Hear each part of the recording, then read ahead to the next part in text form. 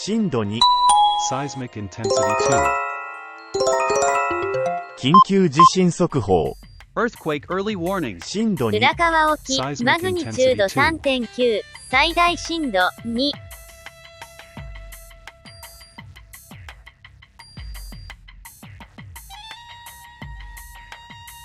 第3波受震。震央。浦河沖。深さ 70km。現在地の予想震度。0.0。猶予時間は110秒以下。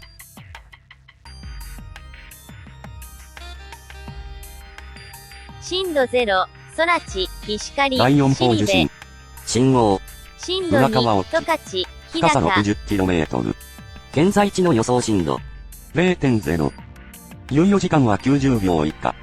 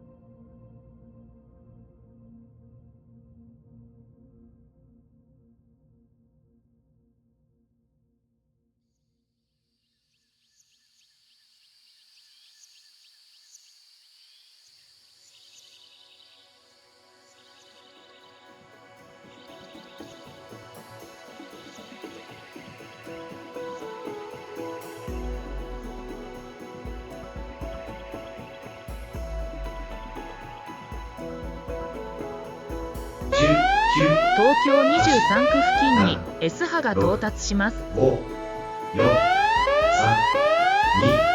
2、1、到達。